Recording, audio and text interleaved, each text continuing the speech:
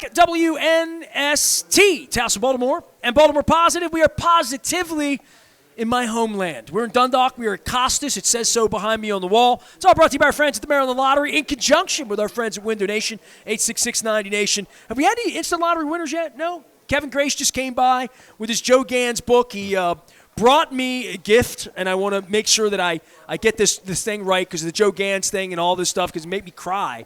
But today's turned into this old school thing. Brian Poole, who was on my 7th grade basketball team, he was the tall white guy we needed in the middle. Back at Holabird. During it was actually before the Bad Boys. I don't know, the McHale era. So he is here now to have some crab cakes as well. And Bob Nusgart's going to be the guest on the show that you've always wanted to hear. He is, Brian Poole came in crowing about Kenny Albert and starting my career, and I give Kenny Albert this credit for getting me onto the radio station that created the relationship that became all that. But the guy that really started my career, the only reason I'm really here is Bob Nusgart. So before I get to Bob, I do want to give a little love to Kevin because today's about me getting rid of nasty T-shirts, Free the Bird shirts. I got Wacko for Flacco signs that I think my previous guest, Tom Pierce, stole from me. And Bob, on the air, I've said for years that the year they gave this Palmer jersey out, I didn't go to the game the night they gave it out. And Kevin brought me this is a 66 Palmer jersey with the 66 lettering. The real deal. It's a giveaway. It's going to be too big for me, and it's going to be cheaply made, I think. But I was downtown the day they gave these things out, and I wanted to have this. So this is the 66 Palmer jersey here. And Kev knows I collect jerseys and Pacifica belt buckles, So, yeah. It looks good. Where were you in 66? Where was I in 66? Yeah. I was in Columbus, Ohio. How old were you in 66? You're older than me, but not by much. But not by much? No. UMBC sponsored You're catching this. up? Thank you, Freeman. Go ahead. I am catching up to you. 66, I was 9 years old. But did you watch the World Series? Not at that time. You were more 70 Reds. You were more Reds. I did not become a huge sports fan until 1970 with the start of the Big Red Machine. Right. And then when Brooksy was Robin Lee May and Bobby Tolan, all that. Okay, so I'll give you the first fun story about me and Brooks. All right.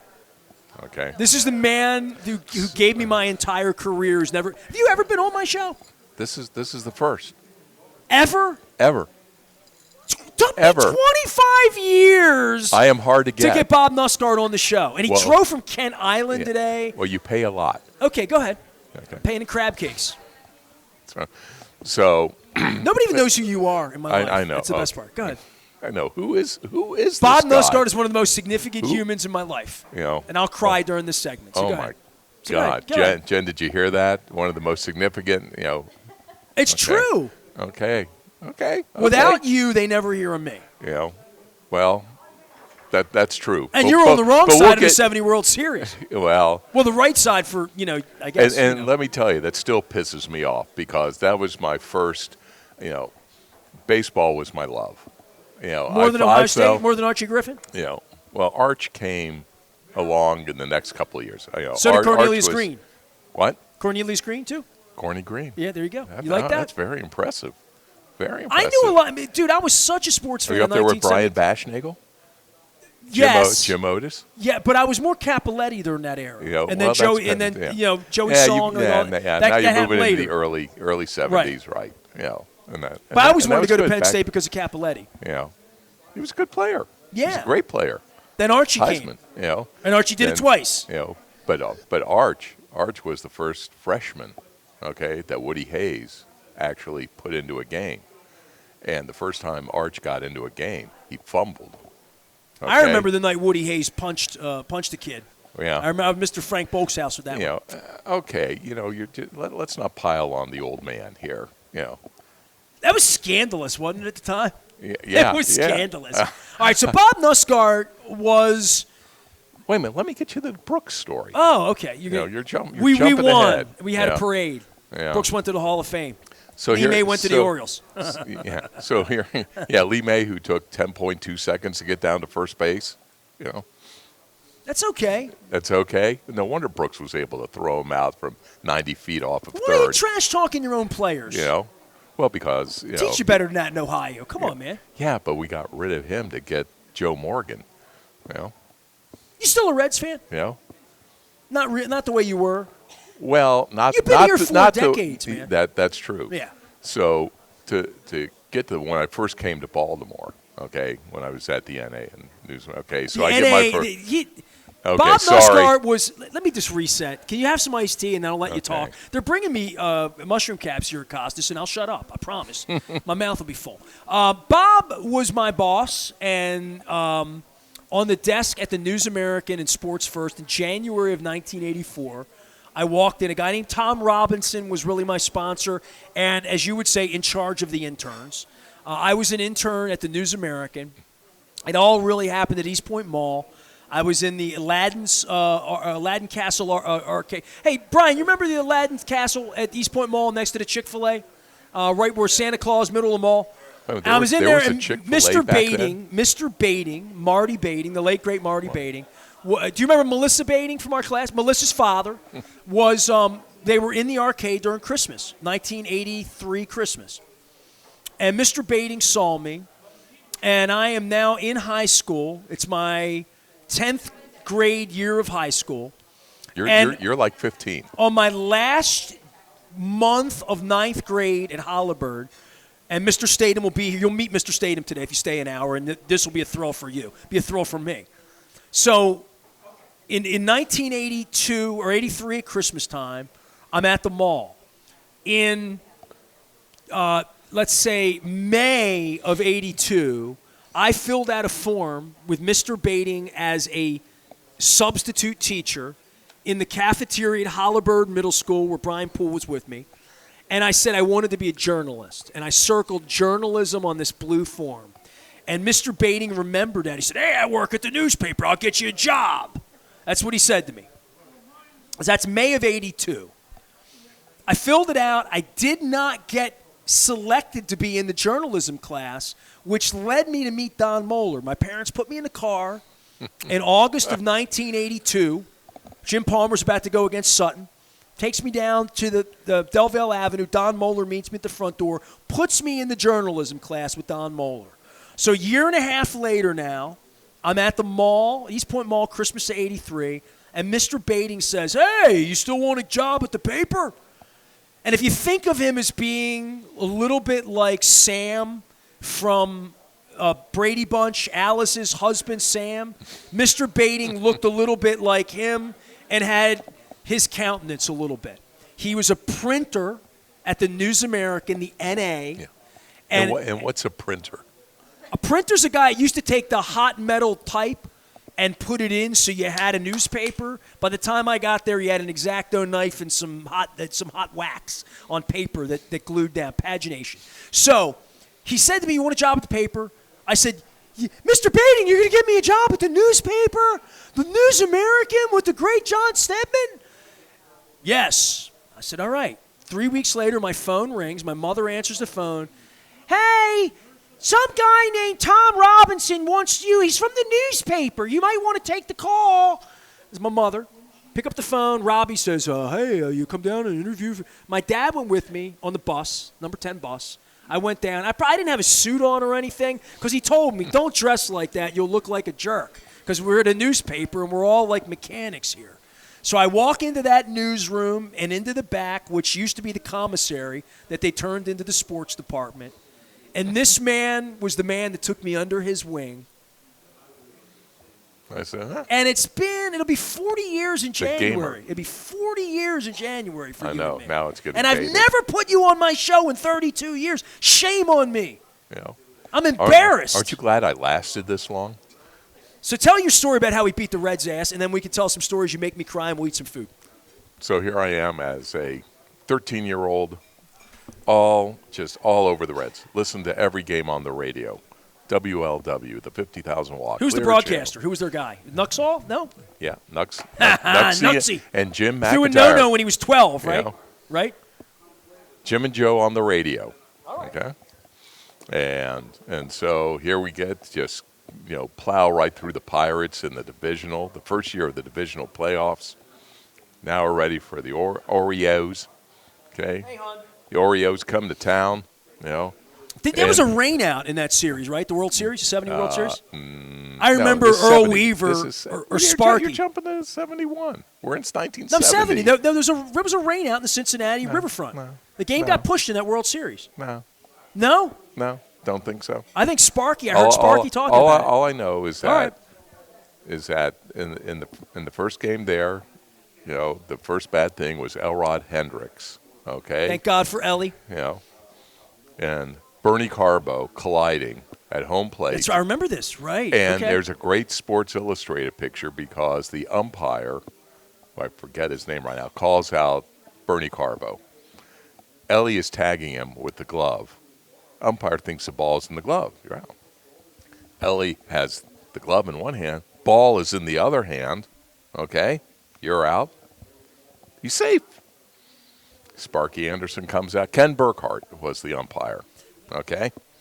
I met Bernie Carbo 40 years later because he came in. Sports Legends did a 40-year for the 70 team, right? Okay. And Bernie Carbo came in as a part of it. Yeah. So you know what I mean? I think Elrod may have left us by then. But I remember Palmer and Weaver were there. Brooks was there. Paul Blair was there that night. I remember Flanagan was there too. But I like the Bernie Carbo thing. Now it makes sense that he was a part of that. And as the series unfolds, here is the first player who actually understood how to play AstroTurf was Brooks Robinson. I'm playing 20 feet off the bag because this ball's getting to me at 105 miles an hour on 3 bounces and makes it easy. Of course, he also went past the bag, did his Brooksy thing. Are you saying Brooks would have been a better Hall of Famer had he played in the National League? No. No? No. Are you in? Maybe. Don't come on this 25th anniversary and poop on Brooks. So anyway, he does his thing, you know, and the Reds go down in flames. I mean, I'm listening to the final game. In this, the final game, Game 5. Okay. So you're 13? I am 13 at this time. All right. Hard to believe. I mean, you're a 13-year-old boy and your team loses the World Series. And you're listening to the game on the radio in art class. I was 11 when the Pirates happened, and I'm scarred by Sister Sledge, all of it. Yeah, I know. Yeah, we are family. People say Willie Stargell, and I don't like it. So the Reds go up in Game 5, 3-0. Of course, they get blown out, 9-3. Orioles win the whole thing. Brooks Robinson this, Brooks Robinson that. I am fed up with that. Okay, I can't stand this guy. You hate Baltimore. I hate everything Baltimore. You right. know, I loved it when the Jets won. You know, it was the. Well, you're also a Bengals fan. You have nothing. But you and won. Hold on. The Mets. Ohio State won national championships when you were like 15, 16. You did okay, and then you had the big red machine. It was a great time. Come on. So here I am. I get to Baltimore. Okay. Fisk and the Red Sox rolled over for you. All of that. We're down Memorial Stadium. No, I'm not going to weep for you. You know. Well, you know, it's the little things. Okay. If I were here with Bert Blyleven, I would bitch about the 79 Pirates, but I'm not, you know. No. I'm here to praise you. You're here to praise me. I'm here to praise you. But this is how big of a man I was at the time. You took a job in Baltimore. Come to Baltimore, okay? 82? I go in 82. Okay. Okay. First game going to Memorial Stadium, getting into the press elevator to go up. Smelling the crab cakes. So who comes into the elevator with me? Brooks. I am standing next to Brooks, like sitting next to you. Here is the guy that I despised in my childhood. And here's my chance. That's why I've never had him on the show. Nobody hated Brooks Robinson during his formative years. Yeah. You hate Santa Claus? What? Come on. Man's from the city. Roots for Pete Rose. You know, this guy. Greatest ball player ever. Pete Rose? Pete Rose. I've already praised Pete Rose. Total a-hole in the clubhouse. I only met him one time. He was actually nice to me. Yeah. I told that story in the last segment. Well, Pete Rose. You know, well, he wasn't nice to me. Well, Bob Nusgart now is in the mortgage. But tell me about what you really do, so I can help you sell something. Because you feed your family still, right? That newspaper, that Gold Watch my dad told me about never came, did it? Never came. Never came. My dad died so pissed at me, Nuss. I mean, he's so mad at me that I left the paper. You know, he had dementia, so maybe that I can write that off. But you thought I was going to die a newspaper man, right? Had you ever met anybody my age that loved newspapers more than me? I loved the newspaper. I loved everything about it. You were a gamer. You were a gamer. I loved everything about it. You I know. still do. You know, I'm reading I've all these never met- clips, and I still Nestor, love it. you were the one who I walked in. It's like, okay, I got to do this little crap job here. And you go, when do I get to cover the Orioles? I want to cover the Orioles. I'm there for 10 minutes. Did I say need that? to cover it. You sweated it. You burped it. You threw up on it. Let me cover them. You know, I could do a better job than this one. Than Rosenthal. This one doesn't know. You know, What does Rosenthal know? Litwin. He's from New York. Litwin, horrible. You know. I was a critic. I really was. You know, so okay, if you're not going to let me cover these teams, See, I'm here's the just thing. going to go out and I'm going to create my This is own the God's entity. honest truth, man. I was 15 years old. All I wanted to do was be great. That's Yeah. all I ever wanted to be was great. Yeah. Like that, I was obsessed. No, with you would be being like the kid into kindergarten with the thing that says, just give me the diploma. I'm going to get there. Just give me the diploma. I don't need this 12 You years think in I didn't want to between. earn it? You know? Because you sent me to the Skipjacks locker room when I was 15? You know? Why would I want to earn anything you when I did love that? the Skipjacks. You know? Skipjacks, I still love the Skipjacks. They don't even exist. I love the concept of the Skipjacks. But the Skipjacks had one. The Houston Oilers don't had exist, one of and the I love the concept of the Houston Oilers. Well, you see. I wore this to make you comfortable, by the way. You know, yeah, he's the only kid in Baltimore that is a diehard Oiler fan. I wore Oilers stuff It's like, every night, Dan 5 Pastorini. nights a week. Dan Pastorini. This is a Pastorini jersey. It's a Pastorini jersey. Absolutely. You know? It fits me, and I got it on the internet for $32, and I love it. Dan loved it, too, when I sent him a text. So he loved it. So He said they still have those out there? when I see Sandy McKee, and if anybody was an old school newspaper reader, she's in the NASCAR Writer Hall of Fame. She covered sports but had her own desk overlooking the freeway on the 5th floor. And she You're at a classy place when the highlight is a desk that could look out a window at a highway. That was the luxury. Even during then, when there was a car chase, Dick Irwin would be on a scanner in the middle of the newsroom. Yeah, we have a perpetrator coming southbound right now on 83 North. Should be passing by the building in about 50 seconds. I just passed Cold Spring Lane. He's doing approximately 85 miles an hour. Do people know who Dick They Irwin didn't have Dick was the police plotter, like a friggin' legend, Richard Irwin. This guy was the original. And we Joe would all Friday. go over to the window, and Dick would have like he's watching the horses, Kev. He would have like binoculars looking out, and damn if there wouldn't be 10 cop cars coming down. And meanwhile, my car is getting broken into for the 8th time underneath the bridge at 501 North. Can I tell you Dick Irwin stories? All night long. Dick Irwin was one of the great. He was a newspaper's guy. He was the best ever. That was a guy. 3:00 in the morning, he'd come over. We're putting the newspaper together because we work night shift. That's the thing I want to let everybody know. I work with Bob at the News American. We put a paper together, and I was 15, then 16. When did you leave to go to the Sun? You and Molly 84. Dunham. 84. When was it? In October of 84. Okay, so I got there in January of 84. In October of 84, you left. The summer of 84, he says to me, I'm down there working at 8 o'clock at night. I need you to write a story. He says to me, Teresa Andrews just won the gold medal at Los Angeles. I need you to call Murray Stevens, her coach, over the North Baltimore Aquatic Club. This is July 1984. Mary Lou Retton's doing her thing, Flo Hyman, the whole deal, right? And he says, you got to call her. So I got my first byline in the News American. Andrews strikes gold, hits home. The true headline. That's what it says. So he sent me. You got my first byline because you trusted me to write a 6-inch piece, and you knew I wanted to see my name in the paper. And you made that happen for me. And then you left in October. Yeah, you drove me out. So, but everybody was leaving because the place was going out of business, right? Yeah. Tell that story. Well, the News American was, first of all, I came from Austin, Texas. Marlowe told me he was so shocked you took this gig. Yeah. Marlowe's I could not believe that Bob Nusgart wanted to leave Austin, Texas. Sometimes I wonder why I left also. Barton Springs, pretty girls, coming to the state capitol. The Texas Chili House, Lone Star Beer, the I went National to Austin Beer of Texas. for the first time in my life 6 months ago to see Springsteen. And they have this Keep Austin Weird. Yeah. Austin, Texas was awesome. But Austin, Texas, back in 82. I arrived there I was there for like 1 year.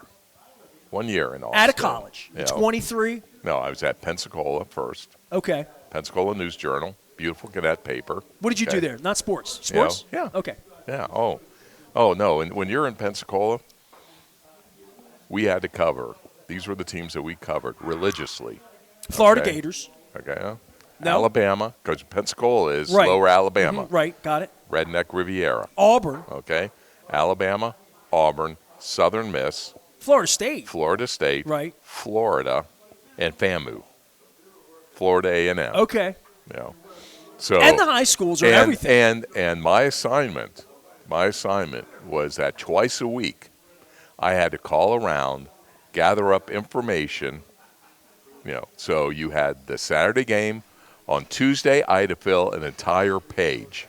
Are you going to talk for a while? Because you are. I'm going to eat mushrooms. Eat your mushrooms. All right, go ahead. So you tell some stories You here. know, fill an entire page. Okay? And Did then, they do hot metal type there at that time? Was this old school? No, this was Modern. Yeah, modern. still modern. Okay. Still By modern. newspaper standards. By modern by 1981 standards. They had computer terminals. All right. Fair enough. They had just come out. It's funny because my original sign-on was Nuz, N-U-Z-Z-Z, which I've kept to this day. Don't tell people that. The people listening to this show, they're going to break into some account. They won't see it. So, anyway, where was Yeah, I? that's I was delicious. I was Austin, back how in- did you get from So, Pensacola to okay. Austin, Austin to Baltimore? So there was a sports writer. She did. Her name was Janice Loeb, and she wrote, and she got a job at the Austin American-Statesman. Okay. And so That was always the end, right? you know, Somebody would well, go, you right? always find somebody, and then they call. But before I got to Austin, got a phone call from the sports editor at the Houston Post. And he'd heard me, and he wanted me to come on in for an interview. And they flew me out from Pensacola to Houston, and it's like, oh my God, this is the big time. This is huge. You know, pro town. Okay, Oilers. Okay, Rockets. Okay, the whole thing. 81, Earl Campbell's falling apart, dude. Yeah. I mean, things were bad. Stabler was there. It wasn't good. Go ahead. So anyway, you learn, you know, the first rule. Okay, you go there, they interview you, they love you, and then they give you the test, because this was to work on the copy desk. Okay, and the test was, here are 50 devil words. Okay. Devil words. Yes. Where? Not hear 'em. Anyway. I can hear there you. I Go am. ahead. You're Okay, right. there You're I am. So these are the words like, okay, they're next to each other. You know, pick out which one that is spelled incorrectly. Okay. And if they're both spelled incorrectly, spell it correctly. It's a spelling bee. It's is a what spelling it is. bee, All right. which was, this is before you had computers that would spell check. And they wouldn't give you a dictionary. There's no. This is like, you got to know it. All right. And you know when you would take a test, and you know after like seven And there are always words like and, reluctant you know, that might be an ENT or an A. Is Like it, a word like is that. it two you know? N's or one N? Is Right. it two T's, two E's? Which always takes You the know. comma, not that. You taught me that very early And- on. So. And you just, okay, I know this is going downhill real quick, you know, and of course I was right. failed? You know, I failed. You failed the test? I failed You miserably. failed the editor test? I failed the editor test. And the guy calls me up, and he says, well, you know, maybe get a little bit more seasoning, get a little. And that was when I went with my tail between my legs back to Pensacola, because I had just blown a job that would increase my weekly pay fivefold, okay? From going, my weekly pay at the Pensacola News Journal We never would was have met that, 200 Nuss. was 200 Wasn't meant to be. Yeah, was $215 a week. Okay, so you go to Austin. Then I go to Austin. Why did you leave Austin, Texas? Austin. You're young. There's It pretty was girls. it There's was very, football. very simple. I wanted to get back To the big city. to a big city, East Coast. You grew up in a college town. and I never grew up Columbus. You know, Columbus wasn't the Columbus of today. Columbus was like, there was Cleveland, Cincinnati, and Columbus. Right. Columbus And then was you never had going to have a Dayton, big league Toledo, team and or like Akron. that, right? So it was number 3 in everything until you realize that Columbus You got now, to Baltimore. You chased the Colts out of here.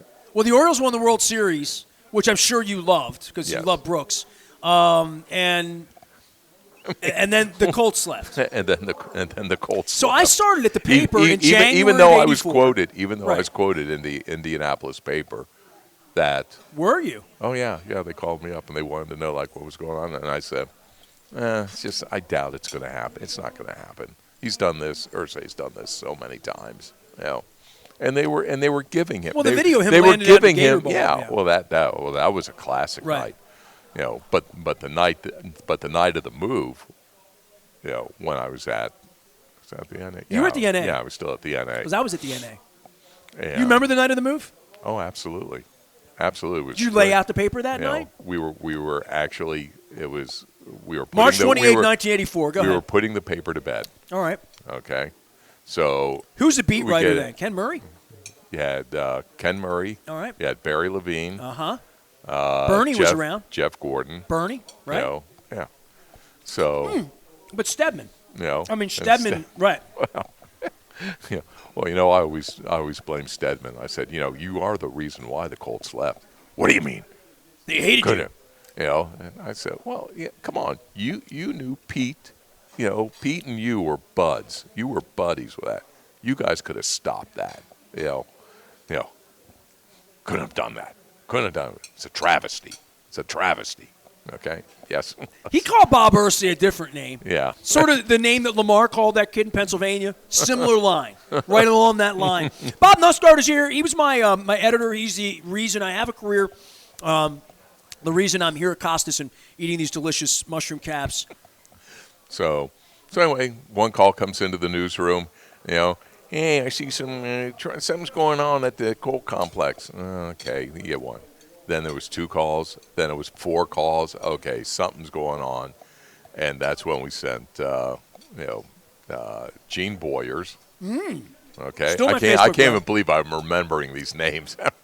I got to get Gene on the show then. I didn't. Okay, I have to think about this. Gene's on my Facebook great page all the time. photographer. Gene Boyers was a great photographer. He's out in the desert taking Yeah. pictures, raising grandkids, Yeah. loving life.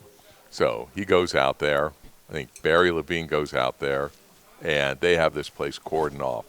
Barry Levine, who after he did his stint in Baltimore, went on to the National Enquirer. Oh, yeah. And Barry's been on the show. Barry was one of the great Characters. that you'll ever meet, and he weaseled his Part way. Hemingway, part Hunter Yes. S. Thompson, part Maury Povich. And it would take 4 hours to write 3 paragraphs. It's a little short. Yeah, that's okay. That's fine. Barry weasels his way into the Colts See, complex. all this editor stuff, this is what I was saying. I knew when I was a kid who was a good writer, a bad writer, you asked me why I was so prickly about getting things right. It's because I was around you guys. I wanted to get things right. Well, I wanted to be great. It's because I wanted you to love me and think I was great. Well, you turned out okay. I turned out okay. It worked out. It wasn't for lack of effort. It wasn't for you guys beating me up. It wasn't for me screwing the lottery. Isn't it great that I'm sponsored by the lottery? Isn't it awesome? Your whole life has been a lottery, right? It's like the Pearl Jam song, hit the lottery when he was born, right? Just like that. But it's true. It's true. Did you think that 40 years later, well, actually, I screwed the lottery numbers up about 35 years ago. But I would screw the lottery numbers up on the scoreboard page. Do you know how many people thought that they won $1 million and then lost it because of Nestor? I had the executive editor of the big, Jack Lemmon called me into the big office. Jack Lemmon looked like Lou Grant, right? Didn't he? Lou Grant or Mr. Potter from It's a Wonderful. Okay. It's what he calls me in, and just to intimidate me, because they didn't really want to fire me because everybody there loved me. And he shuts the door. He's like, son, I just can't have you screwing up the lottery numbers. I'm in. And all these years later, the lottery sponsors us. The lottery is sponsored. And I tell John Martin that all the time. John loves that story. That is the great irony of everything. And the irony of 25 years is that I created this radio station do you to realize love the Orioles and the Ravens, with $1 and billion they both have thrown me out $1 billion riding, that if you were still doing that, you would have given somebody a heart attack. Life and is would rich have with dropped irony. dead, and they'd say, sorry, really I said, wasn't. John, I'll give the tickets out. I will not read the scores, the numbers. Marlo says you saved me 3 or 4 times because I had the wrong. See, yeah, you saved me a few times. A few times, it's like, but we would open up the window and yell, "Nestor, get back up here! Fix the lottery numbers." Like that.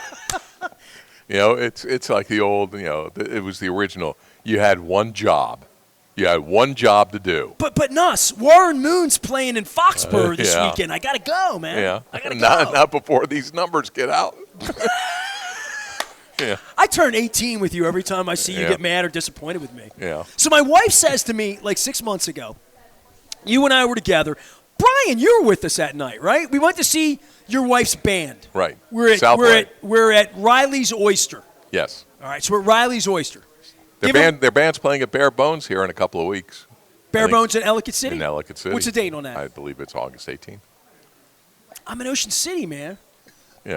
I guess we'll have to cancel. I'm in Ocean City. I can't go. But so we're there, and you and I are BSing while your wife's playing. Brian met us out for a beer. My wife's there. Ellen's brother. Everybody's there, right? We leave. We get in the car, and my wife says to me, "That guy loves you more than anyone on earth loves you." And I'm like, "What do you mean?" She's like, "That guy loves you more than anybody loves you." And I thought that was just... Did you really say that? She said that. She said, "No one loves you more than Bob Nusgart loves you." And I'm thinking to myself... I protected you. You did. And sometimes from yourself. So here's the story about how WNST was built. In 1984, you leave me in October. Everybody's leaving the News America, and they're all afraid it's going to go out of business because it was going out of business. Because it was going out of business. Okay. And I'm a kid. I don't know anything. I'm 17 years old. I'm happy to be there. Bob Paston called me into the little glass office, and he says, "Nestor, we need someone to cover the effing skipjacks. And, you seem to know hockey a little bit. We're going to send you up there, give you a pass." No, but Mr. Paston, I'm only 15. No, I didn't say that. I'm like, I'm going to write like a 17-year-old. And I'm like, so I started covering the games. And they paid me $25 or $50, whatever it was, and I went and did it. Wait a minute. Who used to cover hockey?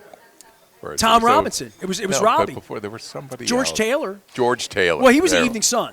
Yeah, that's right. He was golf. At the News American, I don't know that anybody... Right. The skipjacks were like an allergy. Nobody wanted to go to an empty hockey rink and cover them playing Fredericton. The skipjacks had... What was the attendance night? Well, it was 3,265. Okay. Next night, what was the attendance? Well, it was 3,265. Every night it was the same. And you knew they weren't lying about that. So anyway, they put me on the skipjacks because nobody wanted to go, and I had what you would call enthusiasm, right? Yes. Give me that, I'll do it. Unbridled. Give me that, I will write about it. Do I get my name in the paper? Do I get to cover the Orioles? Yeah. Right? Do I get to cover the Orioles if I do this? All right, give it to me. Because now I've shown you I can do the skipjacks, therefore I should be able to do the Orioles.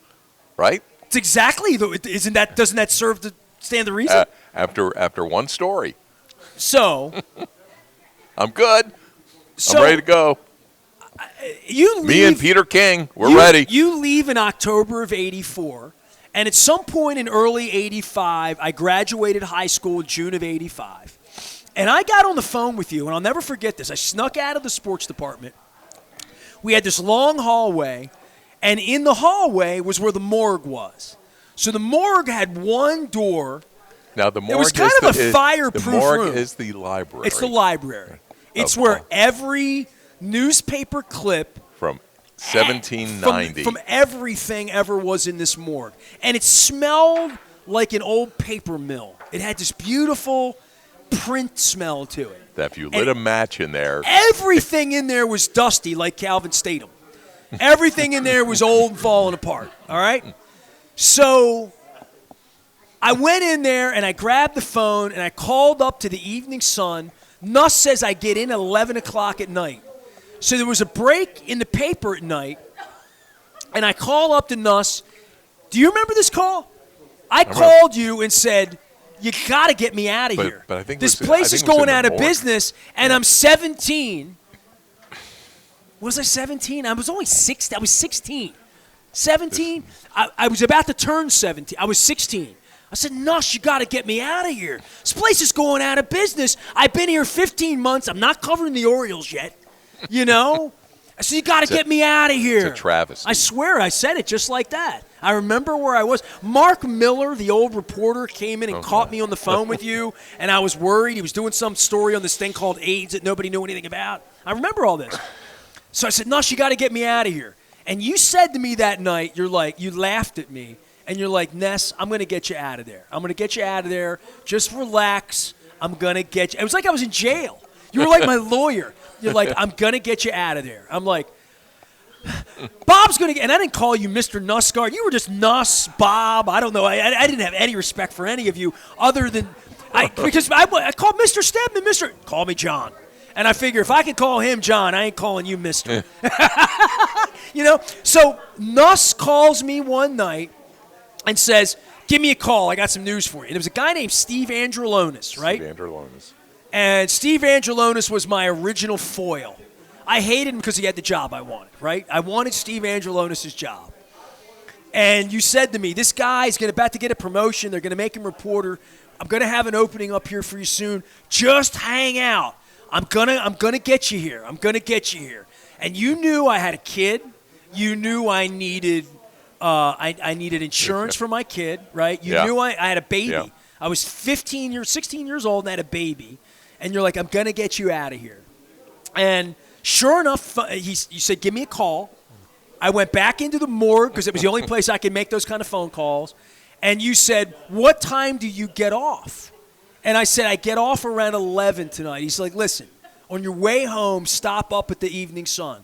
I'll never forget this. I pulled up at 11 o'clock, 11:30 at night, maybe midnight, on a Sunday night.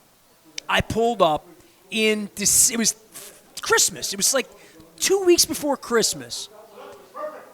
And I parked the car, and there were security guards at the Sun. Like at midnight, man, you had to get a pass. You had News American. You just did whatever you wanted, you know? And I went in, and I sat in Jack's office, and you came in, and Mike Marlowe, who's a legend, came in, and you're like, we're going to hire you. And you handed me this employee handbook that had all of my vacation days. It had all of my legal. It was like a real thing. It was a union. It was the Baltimore, Washington Newspaper Guild union book. And I looked there, and I was no longer making $3.33 an hour under the table from the Hearst Corporation. You had stepped me up, and Brian, this is 1986, January 86. I had a job. It was like $18,200 a year with benefits and like 10 days of real vacation and 6 or 7 other that you could fake if you wanted to. But I never wanted to fake being on. I love working. And you gave me a life. And look what happened. Why did you believe in me? Yeah. Why did you want me around hounding you? Take a fly or something. 40 hours a week, all night long, 3 o'clock in the morning, 4 o'clock in the morning, 5 o'clock in the morning. Because you wanted to work. I was a pain in your ass. You wanted to work.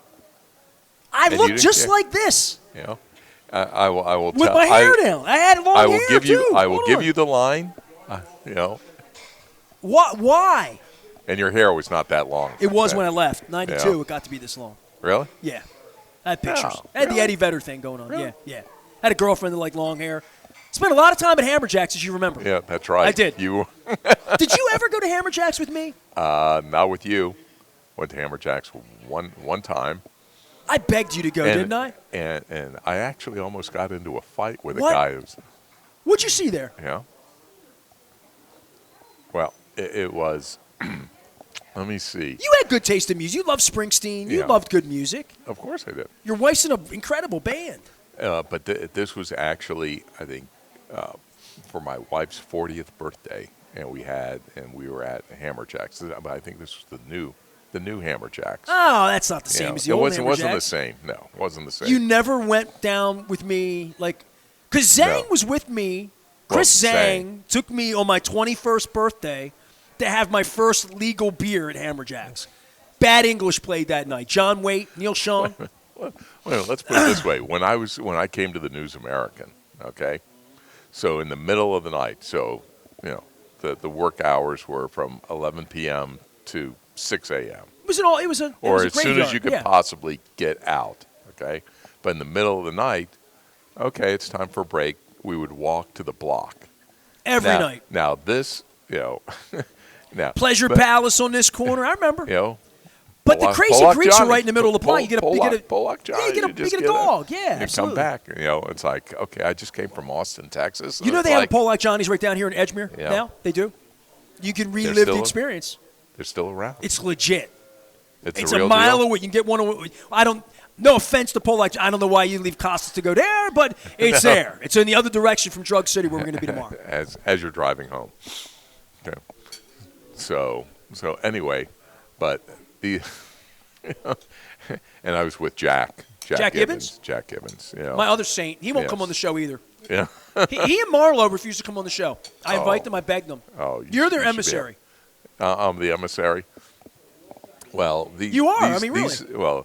These were guys that, I sort of learned from, and got into the whole gig here in Baltimore, and they showed me what Baltimore was all about.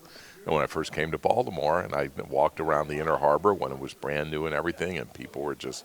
And we worked across the street. Great time. Huh? You and Stan Rappaport would send me over to Zingaro's at News American. It's now the Shake Shack. I say to my wife all the time, the Shake Shack, more so than the Chick-fil-A, but the Shake Shack was Zingaro's. It was an Italian joint, and Stan Rappaport would send me over to the Harbor Place, over to the Light Street Pavilion to bring back cheese bread and pizza bread, and I would get fried dough from Anna's Fried Dough. Were you there? You were there when Matt was there. Matt. Gotta forget his last name. Big guy. Matt Cullen. Matt Cullen. Matt Cullen. Matt Cullen. I didn't know Matt Cullen well. Yeah. I was there 5 minutes with him. Oh, okay. Well, Matt was, him and Zhang used to go at it because they were both excellent copy editors and headline writers and so forth.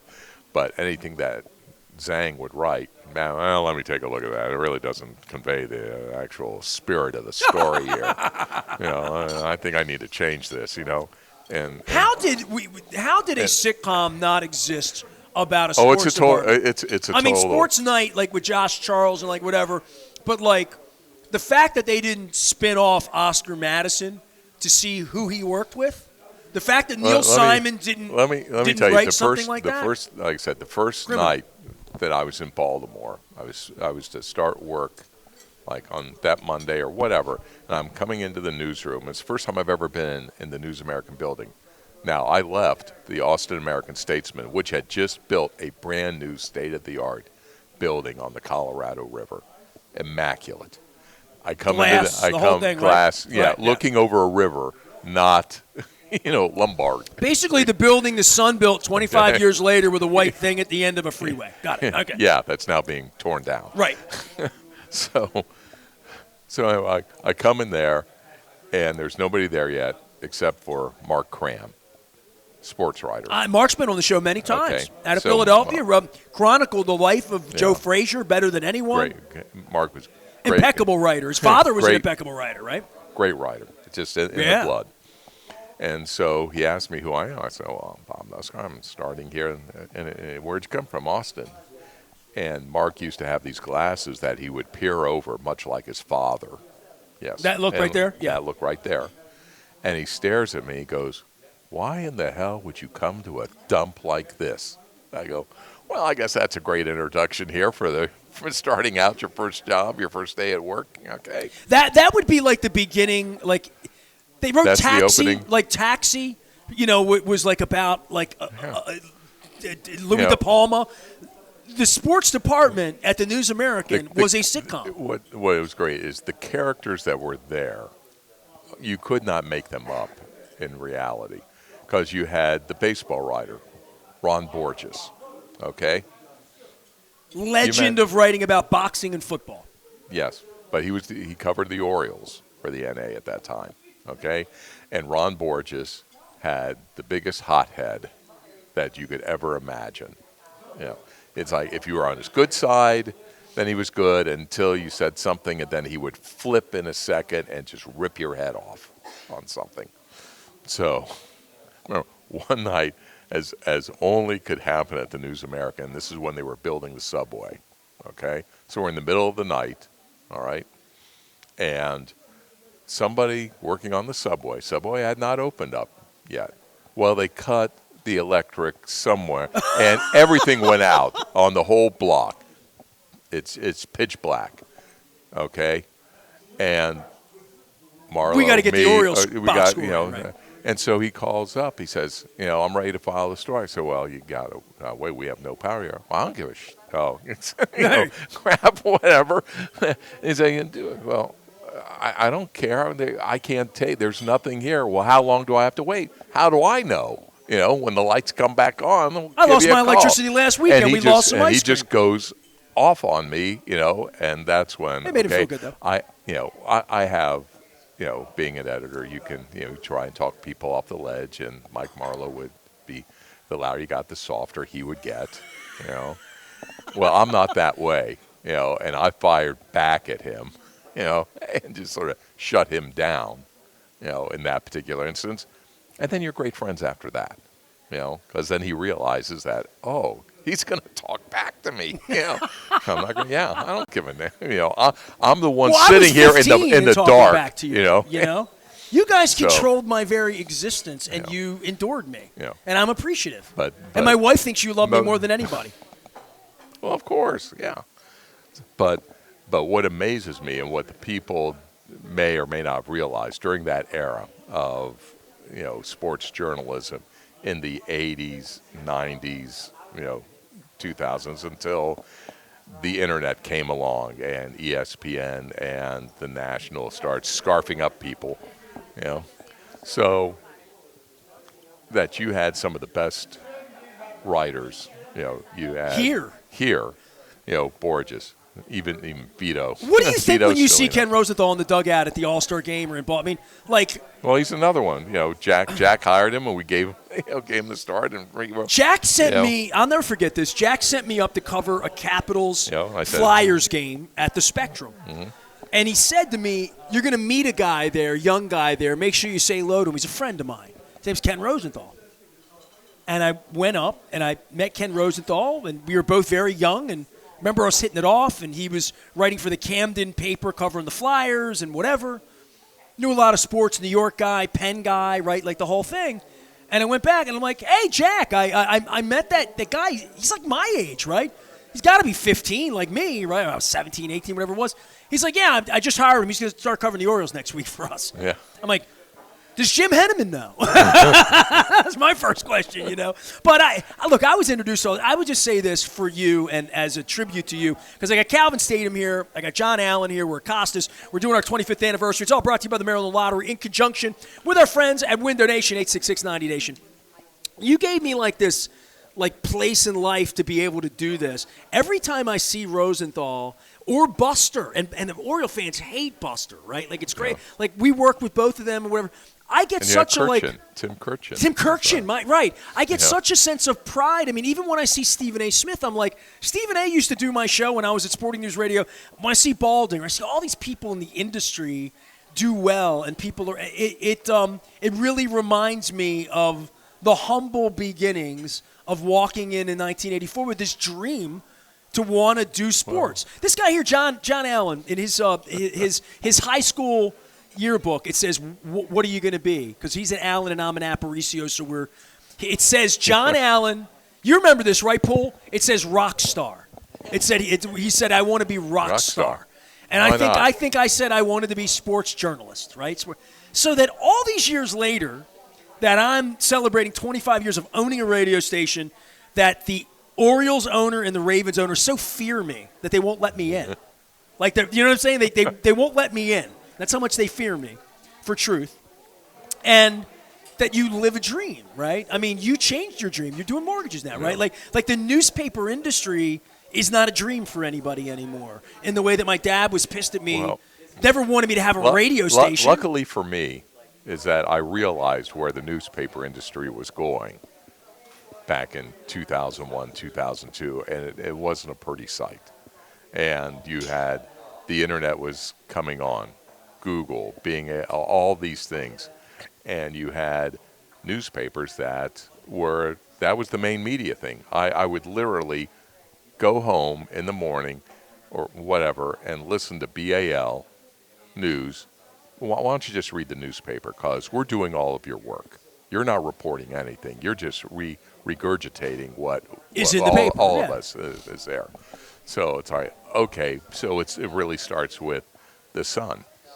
And the people that were there, and even at that particular time, look around. There's a picture of the newsroom, and I just read a story on Etlin, Dave Etlin. Sure, it was great that Gary Gately sent around, another writer at the Sun, and you realize how much talent was in that newsroom also. Knowledge. Really institutional knowledge. That's where I would that was the key, because you had somebody like a David Edlin who had been there for years and could relate back to what Baltimore was in the 60s, 70s, 80s, 90s. I had Dave on the show down at Fadley's. And he was, and these people are great. Just like if you had Stedman, Jock Kelly. Jock Kelly. These people know. I was in Fenwick Bakery. Have you ever had peach cake? No. Do you like peaches? Yeah. Jen, can you grab me that peach cake over here? I was at Fenwick this morning, and so I want to tell you this. This is true. This morning at 8 a.m., I go into Fenwick Bakery because I promised Dennis Colossus I'd have peach cake here. So I spent $60 on peach cake with Al this morning. Hey, Lori, I got you some peach cake. All right. So I got this is legit. So I walk into Fenwick Bakery this morning, okay, to get this peach cake. Have you seen anything more beautiful than this peach cake? That's awesome. Okay, so this is peach cake. This is the real. This is deal. Baltimore positive. This is real peach cake. Okay, so I go in to get this peach cake this morning. Jen, can I get a knife? Maybe like a good baker's knife. I'll put some sugar on this as well. So I go into Fenwick Bakery. My wife is waiting out on Harford Road for me, and I'm waiting. And they gave me 4 orders of this, and I had a honey dip. So. I look up on the wall behind there's cookies and there's buns, and I look up and there's a doorway, and above the doorway there's this yellowed newspaper, and it says Fenwick is a great place for crumb desserts or crumb pie, and it's from like 1979, and it's Jacques Kelly writing about the Fenwick. And I'm in there, and so I just said Jacques Kelly because you're talking about these venerable institutional sort of things that you would never have had in Austin, Texas. But these people don't exist anymore because the Sun is a shell of what it once was. Did you see Roderick's show? No. All right, so here's something you're going to do with your beautiful wife, Ellen, and the two of you are cordially invited, and I'm buying. Okay, you ready? Okay. So December the 8th. He's buying. December the 8th. Hey, John, you're on to this too. December 8th. You're holding December 8th, Friday night. Don't book any rock and roll, Child's Play, any of that stuff. So Roderick's show was at the Walters, not the Walters, the BMA, where Gertrude's is, up by Hopkins. Yeah. His show about Baltimore, his stage show that he did last Christmas, was one of the greatest things I've ever witnessed.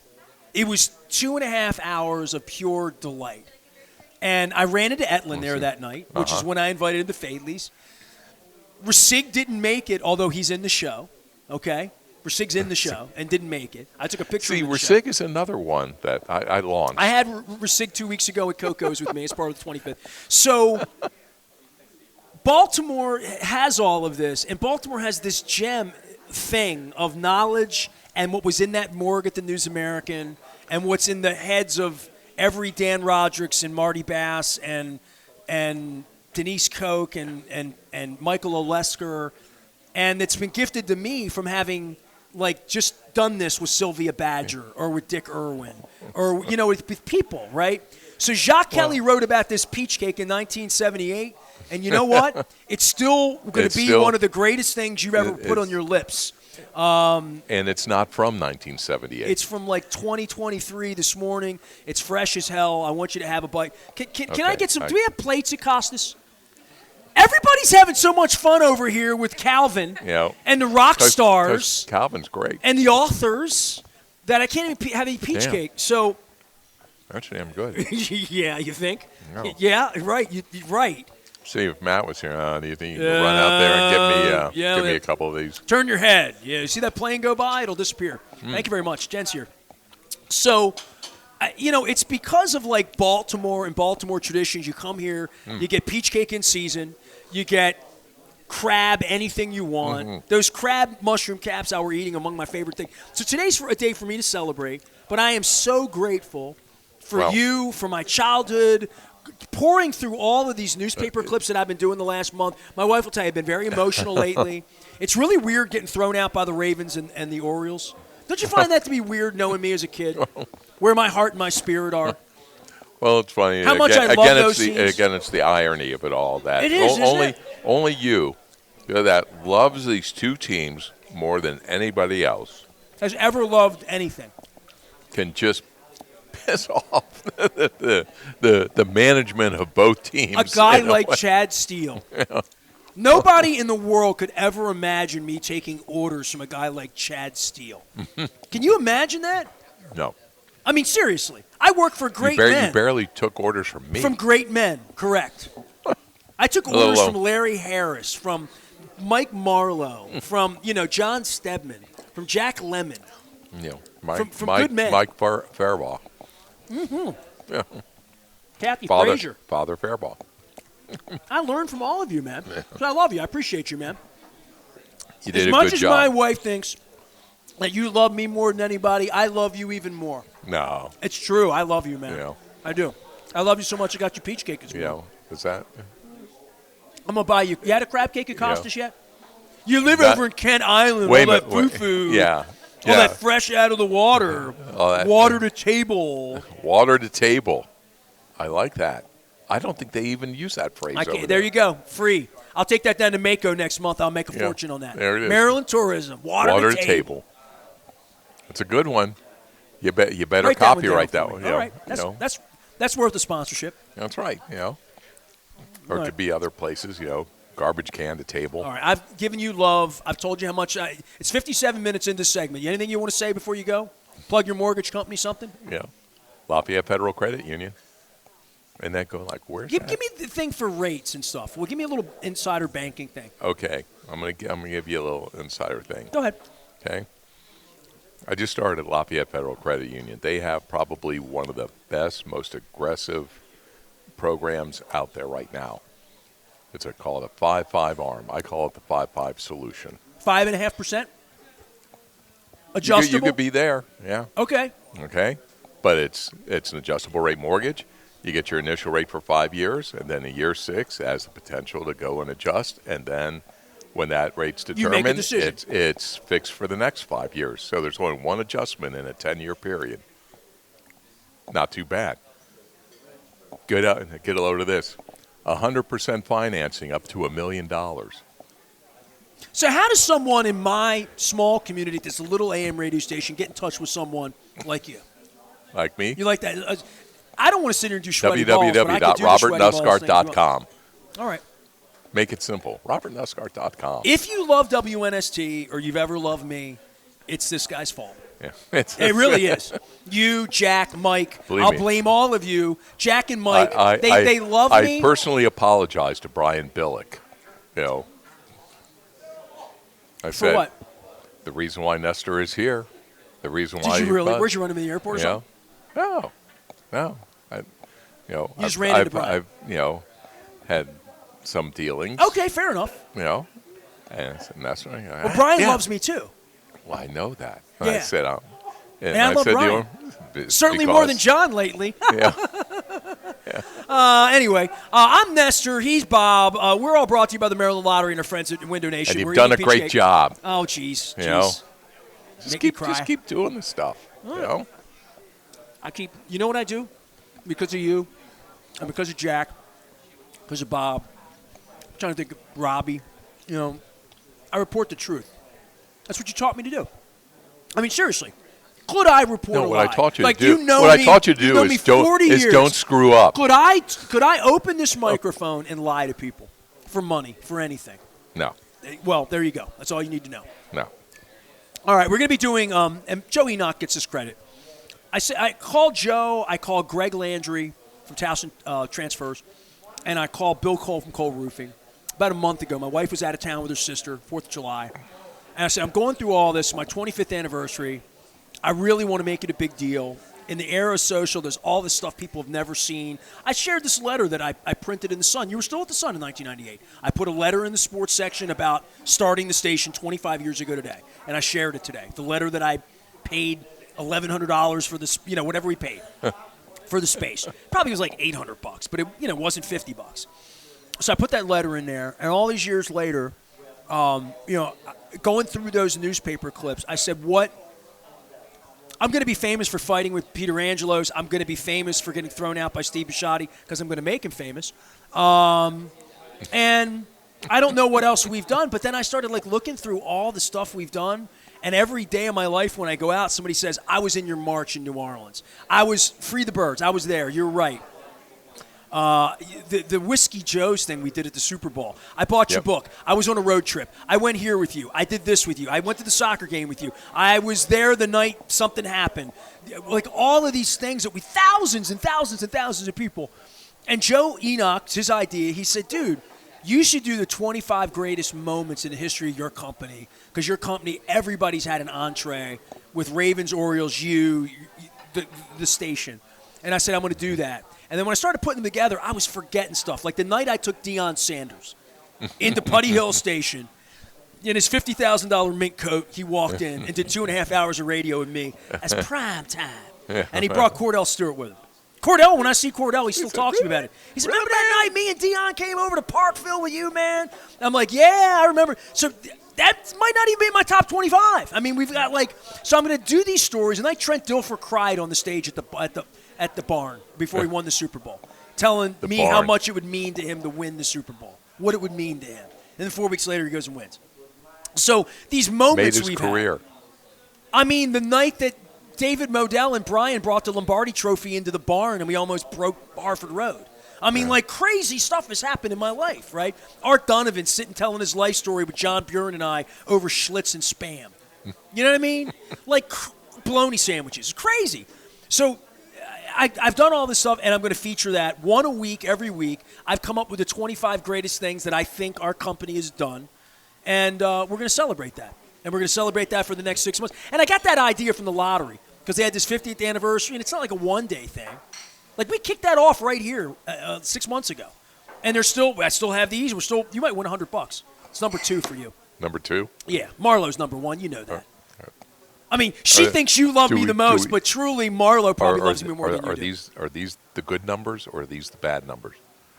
This isn't a McDonald's promotion. I don't know who wins. I just give the tickets out. Oh, okay. I thought you had some inside information here. I'd lose my press pass if I did that. Yeah. Which one? Bob Nusgart is my mentor, my friend. I've just given him peach cake for the first time in his life. He's very happy to know me because of that. I'm wearing my Dan Pastorini throwback jersey, so you'd recognize me. And you didn't realize that I would recognize that it was a Dan Pastorini. Look out, football. Here we come. Houston Oilers, number 1. Get your Bum Phillips hat? Football has what's that? Did you get your Bum Phillips hat? Football has the Oilers, the greatest football team. We take the ball from goal to goal like no one's ever seen. We're in the air, we're on the ground, always in control. And when you're talking Oilers, you're talking Super Bowl because we're the Houston Oilers. Oh, my God. Yep. Boy, Sandy McKee, I used to sing that to her all the time. The Steelers squashed that one, didn't they? All right, I got real rock stars here. Calvin Staten plays the piano. We've put 6 AA batteries into the piano, so it's going to work. Oh, okay. John Allen is here. I grew up with John. He's a rock star, and he's one of my best friends. And we're going to talk about him putting Child's Play back together. They're going down to Merriweather, and they're closing down Kix's career as the opening band at Merriweather Post. And I was going to go to Europe and see Seal that week. I canceled everything because I got to be here. I can't not be at Merriweather. Steve Whiteman saved my voice back in 1999. Gave me voice lessons over on Harford Road at the drum store. Really? Yeah. Steve and I went in the basement, and I was yelling on the radio. and my voice was like this. And he's like, "You're doing it wrong. You have to do it from down here. You sing from down, you talk from down here. And he gave me these lessons. And I'll tell John about this later, but he would say, you have to warm up. It's like any instrument. You have to warm up. Me. He had me do all this stuff. And I started doing that, and I stopped yelling into the mic, and I adjusted the headsets. And Steve Maybe Whiteman it's fixed adjusting the headsets. 25 years later, I'm still here, and you can hear my voice. The voice that just won't stop. The voice of Baltimore. There it is. All right, Bob's got to go. It's been an hour and 5 minutes. That's enough. I got to play some commercials. I am Nestor. Go make some We're money. Costas. It's our 25th anniversary. For being our guest, Bob Nusgart will get my first book, which is perfectly edited by Kevin Eck. He'll also get my second book, which will piss him off even more than piss Steve Bisciotti off, because it has typos in it. He's going to get a Wacko for Flacco sign and a C. Joe Throw sign. And can't have all the peach cake. I got to save some for Lori and for Calvin Statham. I'm Nestor. We're WNST. Back for more from Costas. It's our 25th anniversary.